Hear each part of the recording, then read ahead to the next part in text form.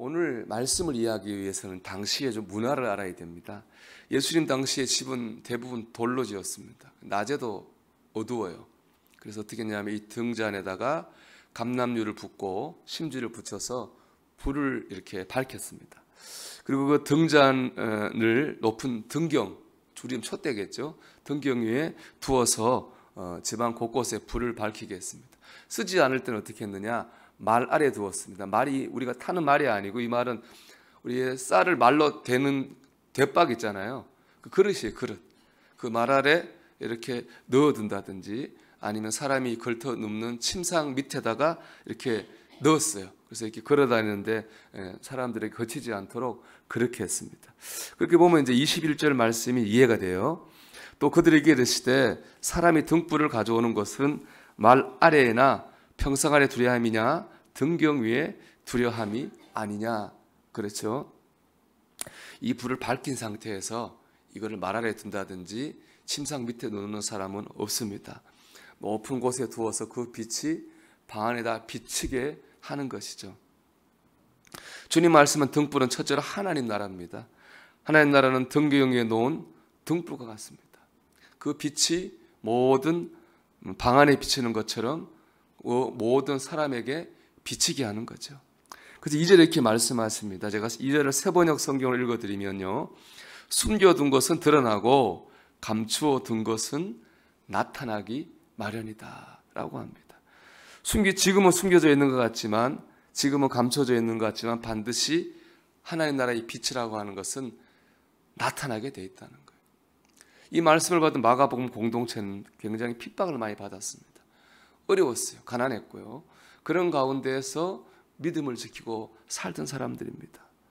그들에게 이 말씀이 얼마나 힘이 됐겠어요. 예수님은 우리에게 하나님 나라를 전해주러 오셨습니다. 하나님 나라는 천국이고, 하나님 나라는 힘이고, 하나님 나라는 믿음이고, 하나님 나라는 능력이고, 하나님 나라는 소망입니다.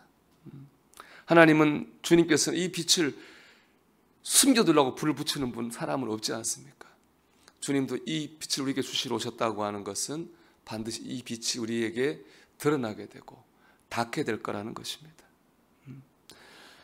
반드시 드러날 때가 있다는 것이죠. 그래서 26절, 27절 말씀 보면 또 이르시되 하나님의 나라는 사람이 씨를 땅에 뿌림과 같으니 그가 밤낮 자고 깨고 하는 중에 씨가 나서 자라되 어떻게 그리 되는지를 알지 못하느니라 이렇게 말합니다. 그렇죠. 농부가 씨를 뿌립니다. 그런데 농부는 땅 안에서 어떤 일이 일어나는지 몰라요. 줄기가 잎속에서 어떤 작용이 일어나는지 몰라요.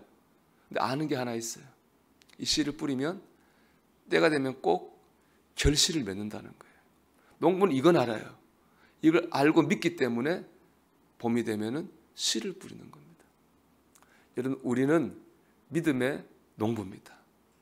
하나님이 어떻게 역사하시는지, 하나님이 언제 역사하시는지 우리 알 수 없어요. 우리가 알고 믿는 거 하나 있어요.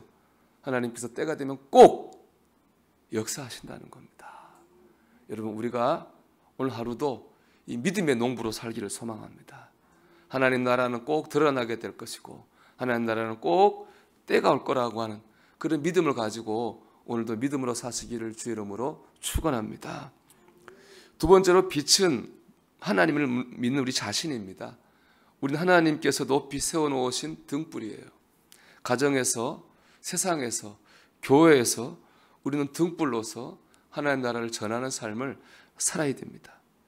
우리 자신이 우리가 있는 자리에서 하나님의 말씀의 빛을 전하는 사람이 돼야 되는 것이죠. 근데 저는 2절 말씀, 숨겨둔 것은 드러나고 감추어 둔 것은 나타나기 마련이다라는 말씀 묵상하면서 좀 은혜를 받았어요. 우리가 살다 보면 나의 진심이 오해받을 때가 있어요. 분명히 내 마음은 그게 아닌데 오해를 받죠. 그리고 오해를 받으면 우리가 좀 답답하죠. 속을 까뒤집어 보여줄 수도 없고 그럴 때가 있습니다. 이런 경우에 두 가지를 점검해 봐야 됩니다. 첫째는 내 마음을 전달하는데 문제가 있지 않았나 라고 하는 겁니다. 우리가 그런 수 있잖아요. 그죠? 내가 마음은 안 그런데 전달을 잘못해서 오해가 생길 수 있죠. 그럴 때 내가 전달하는 과정을 한번 돌아봐야 됩니다. 그럴 때 진심이 전해지겠죠. 둘째는 어떤 경우냐면 상대방이 나를 완전히 오해할 때입니다. 세상이 그렇습니다. 빨간 안경을 쓰고 보면 세상이 빨갛게 보입니다. 파란 안경을 쓰고 보면 파랗게 보이는 거예요. 누구나 다 자기 관점이 있고 자기 입장이라고 하는 게 있어요. 그러다 보면은 오해를 하게 될 수도 있습니다. 그런 경우 우리는 어떻게 해야 될까요? 마음이 흔들리면 안 됩니다. 내 마음이 진심이라면 반드시 그 진심이 통할 때가 있을 것입니다. 하나님이 통하게 하실 겁니다. 우리 하나님이 역사하실 때까지 선한 마음을 품고 있어야 됩니다. 선한 마음을 품게 해달라고 기도해야 됩니다. 그런 과정을 통해서 우리는 가정과 세상과 교회에서 하나님의 빛으로서 이 역할을 잘 감당할 수 있습니다. 사랑하는 여러분, 진리는 드러나고 진심은 통하기 마련입니다. 하나님이 그렇게 하십니다. 오늘도 역사하실 하나님을 믿고 우리 주어진 자리에서 우리 믿음으로 살고 진심으로 살아서 하나님의 빛이 될 수 있는 저와 여러분 되기를 주의 이름으로 축원합니다.